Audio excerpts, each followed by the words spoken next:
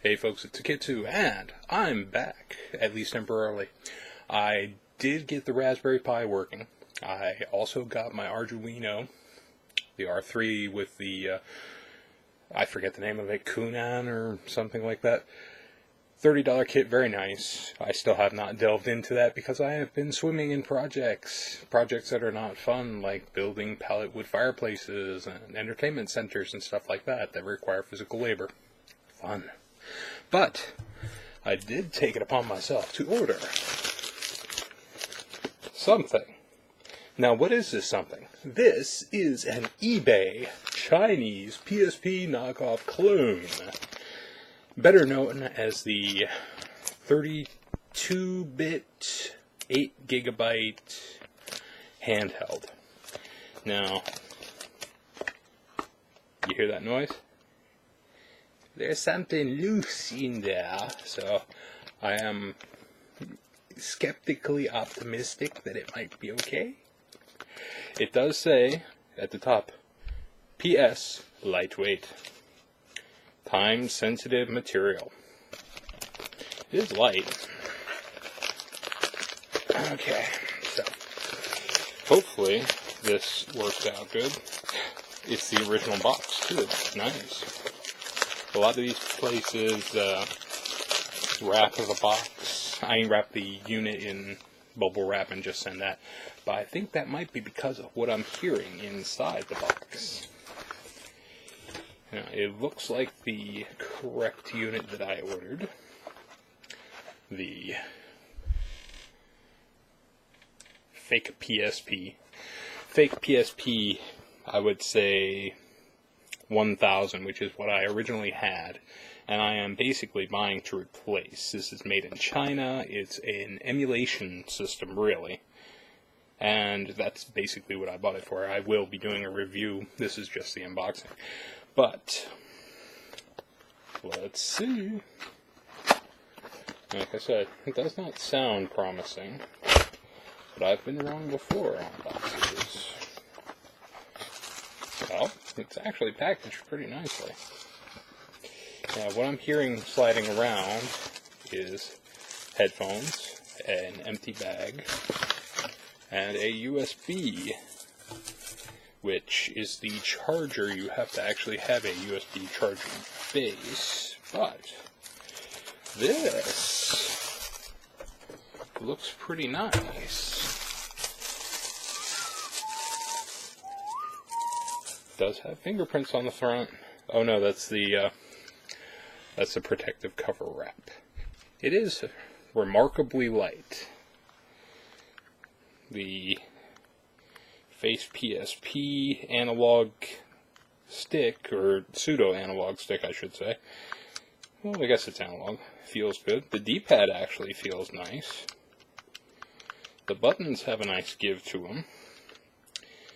Let's see.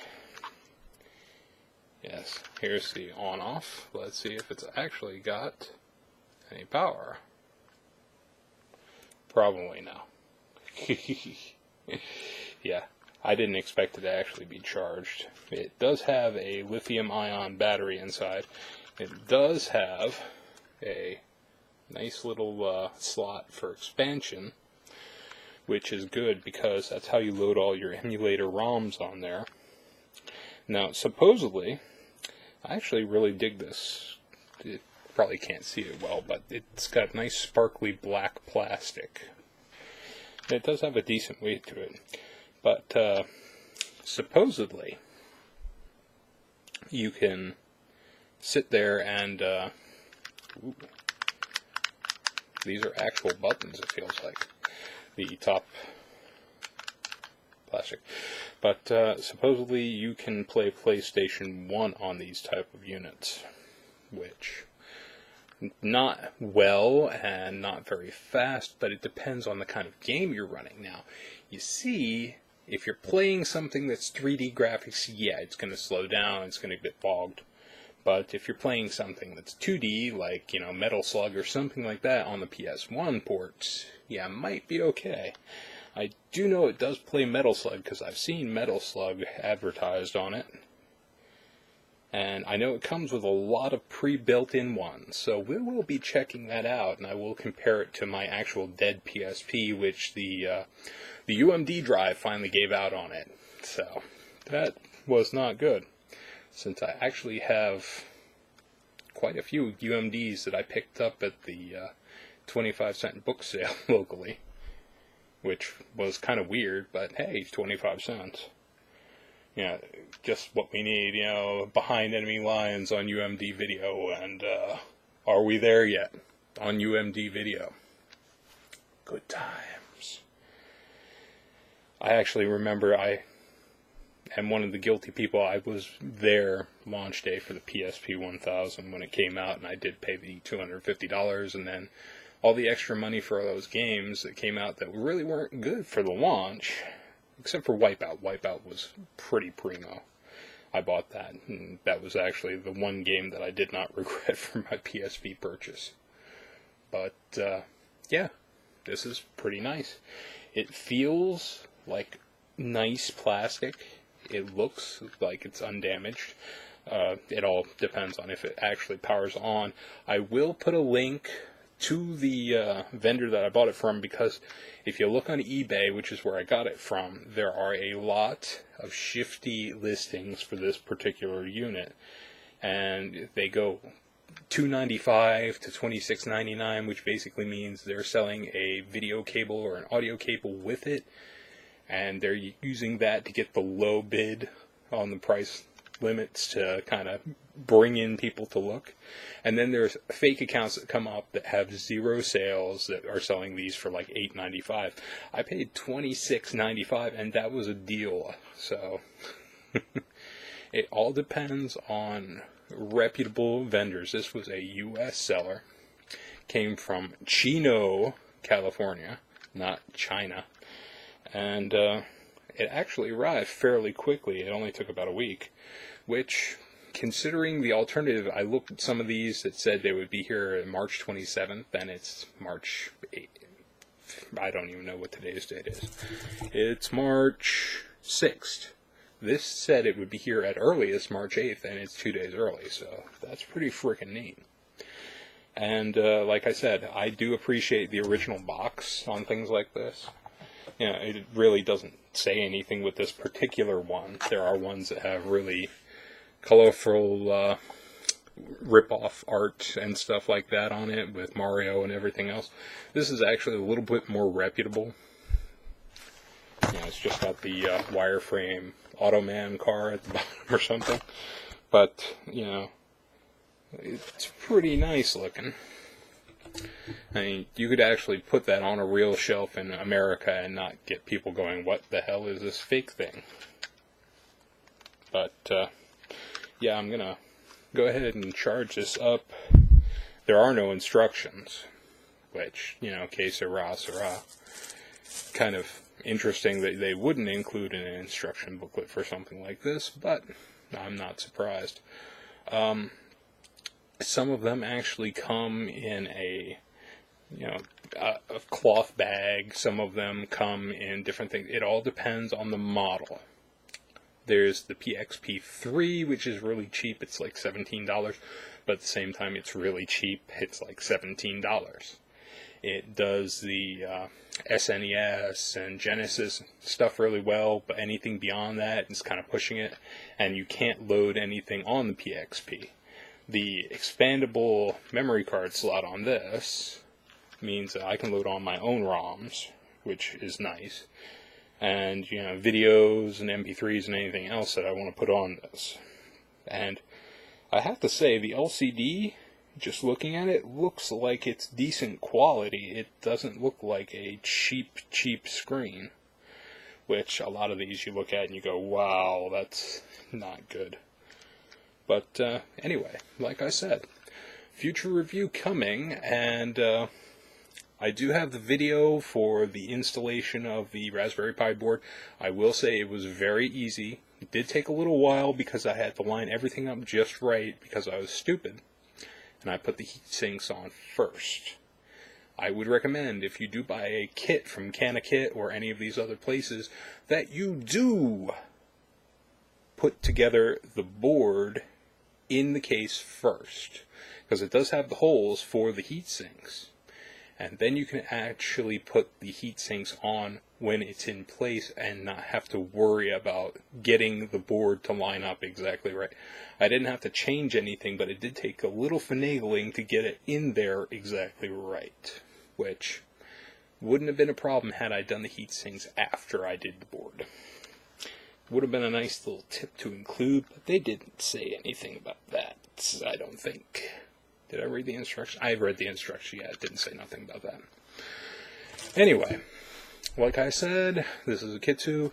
Sorry I've been gone so long, it's just I've been doing so many different projects and everything else that I really have not had a time to do anything for the channel that didn't require editing. And this is about the closest thing that I can get to not doing editing.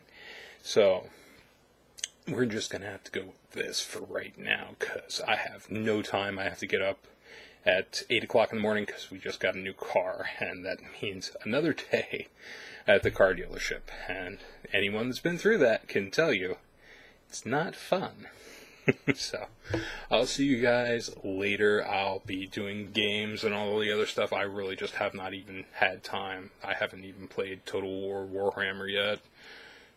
Kind of disappointed in the lineup from Humble Bundle this month that I got with it. Although I do have to say, Space Run Galaxy, I wanted to buy that when I first saw the trailer for it, so the fact that that's in there is nice. That looks like a much better sequel to the original than I expected it to be, so that might be worth my time. The new Humble Bundle has mostly indie games bundled with this one thing, and a One Piece Musou game, which is just fighting, and I've never been a big fan of Dynasty Warriors, so kind of a big miss from them this month for me.